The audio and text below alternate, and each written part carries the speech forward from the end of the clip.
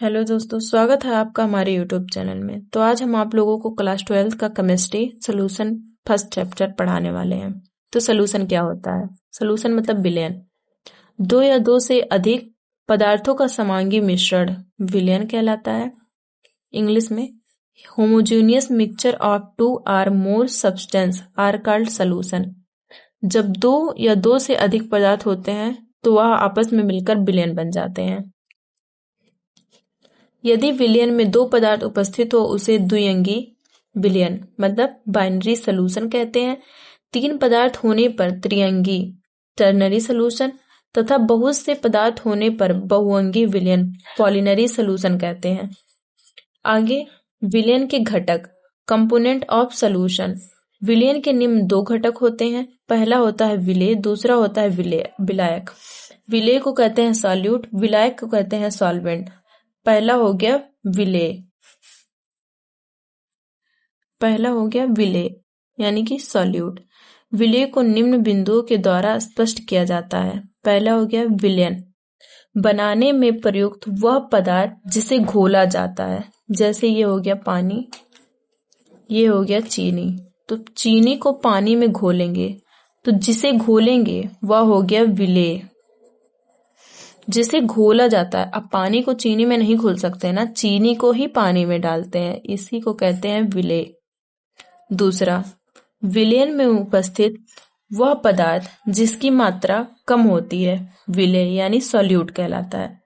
चीनी की मात्रा कम होती है, पानी की मात्रा ज्यादा होती है। तो पानी की मात्रा ज्यादा है इसलिए इसे विलायक कहेंगे, और चीनी की मात्रा कम है इसे विलेय कहेंगे। तो विलेय को विलायक में घोलते हैं तो विलयन बन जाता है। दूसरा होता है विलायक यानी सॉल्वेंट। विलायक को निम्न बिंदुओं द्वारा स्पष्ट किया जाता है। पहला, विलयन में उपस्थित वह पदार्थ जिसमें विलेय पदार्थ को घोला जाता है। अभी हम आप लोगों को बताएं कि चीनी, ये हो गया विलायक यानी पानी जो जिसकी मात्रा ज्यादा है वह हो गया विलायक।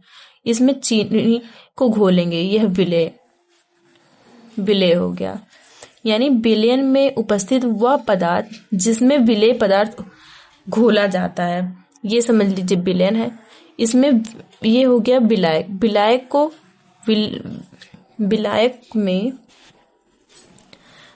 विलायक में विलेय पदार्थ को घोला जाता है, मतलब जिसमें विलेय पदार्थ को घोला जाता है उसी को कहते हैं विलायक। दूसरा, विलयन बनाने में उपस्थित वह पदार्थ जिसकी मात्रा अधिक होती है विलायक यानी सॉल्वेंट कहलाता है। तो पानी की मात्रा अधिक है इसलिए इसको कहेंगे विलायक। और आगे, अगर आपको वीडियो अच्छा लगे तो हमारे साथ इसको कॉपी में नोट करिए, आपका एक अच्छा नोट्स तैयार हो जाएगा। आगे, विलयन की विशेषताएं कैरेक्टरिस्टिक ऑफ सॉल्यूशन।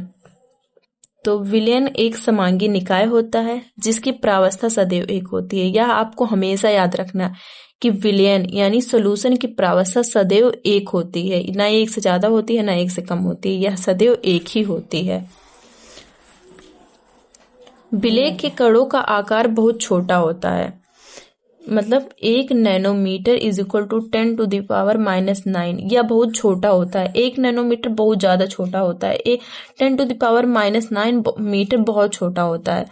यह इसे आप 10 एंगस्ट्रम भी कह सकते हैं। होने के कारण इन्हें नग्न आंखों से नहीं देखा जा सकता, इसे हम अपनी नॉर्मली आंखों से नहीं देख सकते हैं। इसको देखने के लिए हमें माइक्रोस्कोप यानी कि सूक्ष्मदर्शी की आवश्यकता पड़ सकती है। विलयन का संगठन को इंग्लिश में कहते हैं कंपोजिशन, एक समान होता है, इसलिए इसका भौतिक गुण यानी कि फिजिकल क्वालिटी जैसे घनत्व, श्यानता, क्वथनांक, हिमांक etc भी समान होता है, जो हम आने वाले चैप्टर में आप लोगों को पढ़ाएंगे।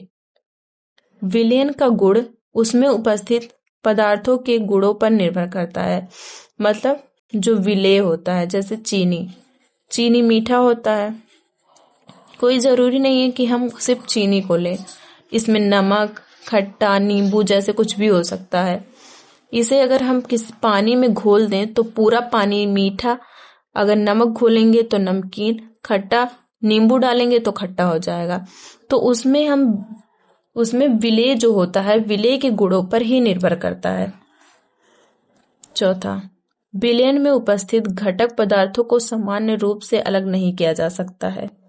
जो विलयन में उपस्थित घटक होते हैं, जैसे कि अगर हम पानी में नींबू को डाल दें तो उसे हम अलग नहीं कर सकते, इसलिए हम इन्हें समान विधि से अलग नहीं कर सकते हैं। आप लोगों को बार बार बता रहे हैं कि इसे कॉपी में हमारे साथ नोट करिए, ताकि आपका एक अच्छा नोट्स तैयार हो जाए। और अगर आपको पीडीएफ चाहिए तो कमेंट बॉक्स में जरूर बताएं। अगर वीडियो अच्छी लग रही है तो इसे सब्सक्राइब करें और ज़्यादा